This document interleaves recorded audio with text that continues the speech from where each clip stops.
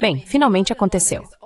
Donald Trump cumpriu uma de suas promessas mais antigas: tarifas massivas e abrangentes sobre quase todos os países do planeta. 92 nações, para ser exato. Algumas foram atingidas com tarifas de 15%, outras com quase 40%. Laos, Suíça, Síria, você escolhe. Tenho certeza de que até aquela ilha remota com pinguins foi atingida por tarifas também.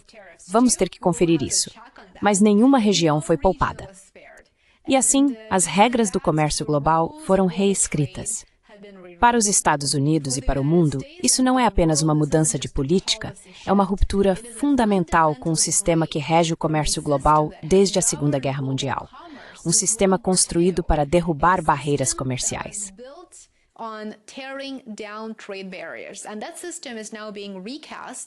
E esse sistema agora está sendo remodelado à imagem de Trump, arbitrário, bastante agressivo e profundamente protecionista.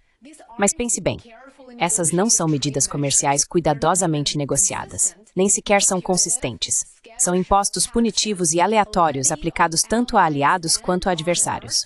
O Canadá, por exemplo, um país que tem livre comércio com os Estados Unidos há décadas, de repente se deparou com tarifas de 35%. Qual é o motivo oficial? Você pode perguntar. Bem, foi uma apreensão de fentanil na fronteira.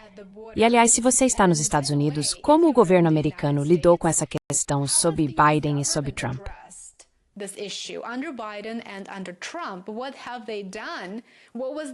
O que eles fizeram? Qual foi o resultado? Se é que houve algum? Qual é o desfecho?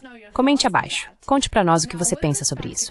Agora, em relação ao Canadá, houve um único incidente que representou apenas 0,2% do total de entradas de fentanil nos Estados Unidos. Isso foi usado para justificar punições comerciais. Isso não é política, é retaliação. E aqui está a parte importante. Essas tarifas podem nem ser legais. Trump usou uma lei pouco conhecida da era Carter sobre poderes de emergência para contornar o Congresso e impor essas taxas. Mas um tribunal federal já considerou essas medidas ilegais em maio, e outro tribunal está analisando o caso atualmente.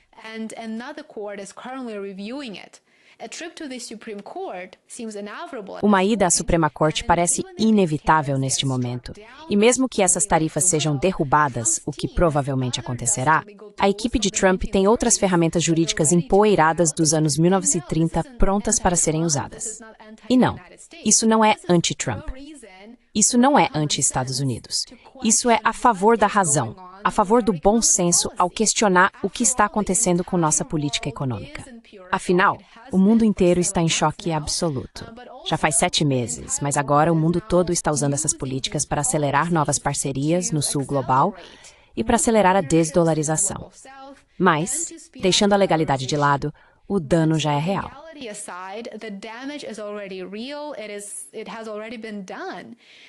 Isso já foi feito. Antes da onda de tarifas de agosto, as tarifas dos Estados Unidos já estavam no nível mais alto desde a Grande Depressão, acredite se quiser. E agora estão ainda mais altas. Analistas de Yale estimam que as novas tarifas vão custar, em média, $2.400 por ano para cada família americana. E quanto ao crescimento do PIB, você pode perguntar. Agora foi reduzido em 0,5 ponto percentual. E quanto aos novos empregos? Espera-se que 500 mil de empregos desapareçam. Isso mesmo, desapareçam. E o relatório de empregos do mês passado já mostra essa tendência. Apenas 73 mil empregos criados, com números anteriores revisados para baixo. O investimento empresarial está desacelerando, o consumo está caindo, a confiança está diminuindo. Não há como negar isso. Isso não é a arte da negociação. Isso é autossabotagem econômica.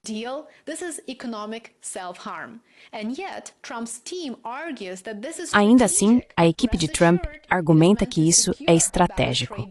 Fique tranquilo, é para garantir acordos comerciais melhores no futuro. Então vamos analisar isso. Os Estados Unidos assinaram alguns novos acordos comerciais com a Huawei, Japão, Coreia do Sul e Reino Unido. Mas se você olhar os detalhes, sabe o que encontra? São basicamente cascas vazias, compromissos vagos, estruturas não vinculativas, metas totalmente irreais. Pegue a UE como exemplo. Eu tenho um vídeo inteiro sobre isso.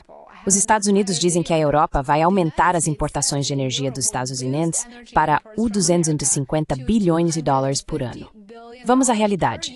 No ano passado, eles compraram $64 bilhões em energia dos Estados Unidos. Agora, passar de 64 bilhões para o 250 bilhões em menos de 4 anos, isso é uma fantasia.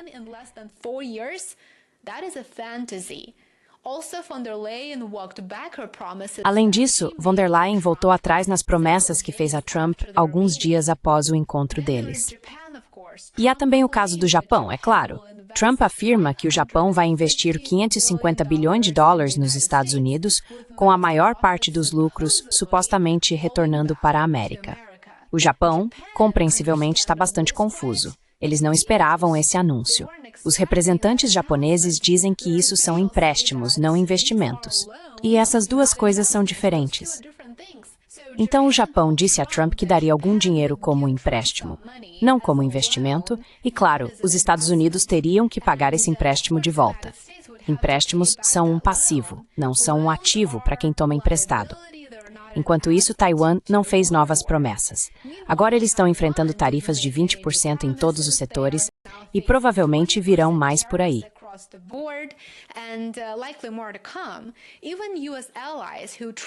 Até mesmo aliados dos Estados Unidos que tentam cooperar estão sendo penalizados por motivos que mudam a cada semana.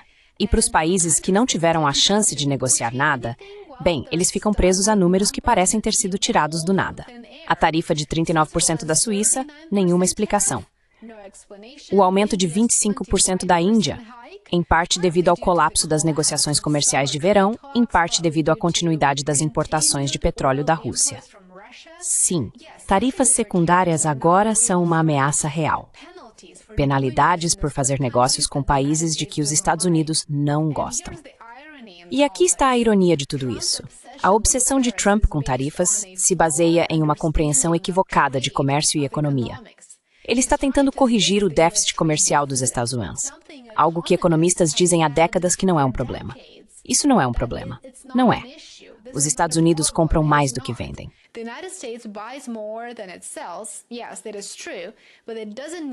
Sim, isso é verdade. Mas isso não significa que o país está perdendo. Déficits comerciais refletem fluxos de investimento, demanda do consumidor e a força do dólar americano.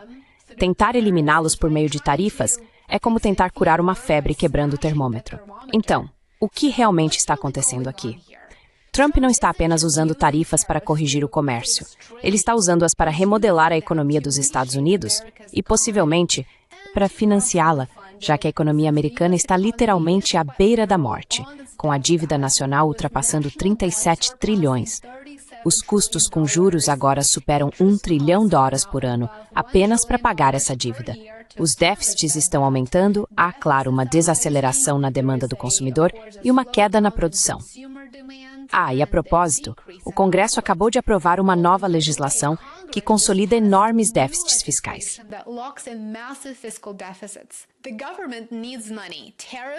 O governo precisa de dinheiro. Tarifas arrecadam dinheiro. E neste momento, com o Congresso à margem, o Poder Executivo pode fazer isso unilateralmente. E essa é a parte assustadora, porque mesmo que os tribunais derrubem algumas dessas tarifas, o precedente está estabelecido.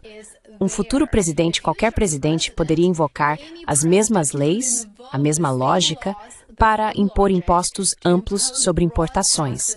Não importa o que o Congresso diga. Isso é democracia? Isso é constitucional? É isso que deveríamos estar questionando agora. Isso não é mais apenas uma questão do Trump. Isso pode ser incorporado à política econômica dos Estados Unidos por muitos anos. E o que isso significa para o mundo? Significa ainda mais imprevisibilidade. Significa ainda mais volatilidade daqui para frente.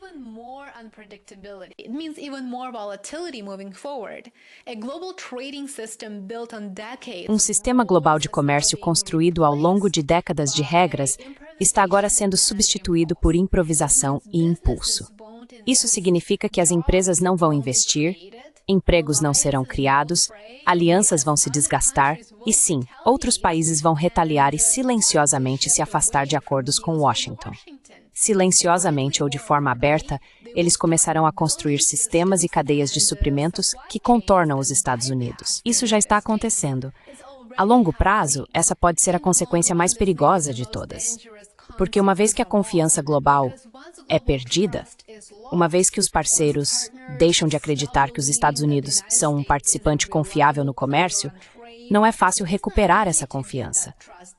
Acordos podem ser reescritos, mercados podem se recuperar, mas confiança, isso é algo completamente diferente. Isso leva tempo. E no comércio global, tempo é dinheiro e influência.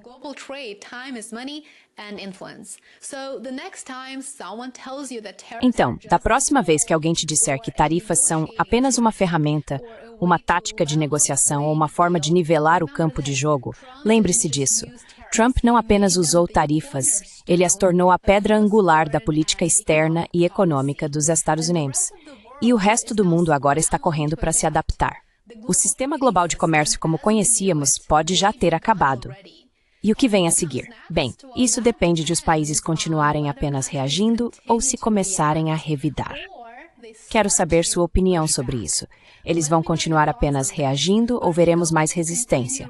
Me conte nos comentários, adoraria ouvir de você. Muito obrigado por assistir, lembre-se de curtir, se inscrever e compartilhar, e nos vemos aqui de novo amanhã. Até mais. And I will see you back here tomorrow. Bye for now.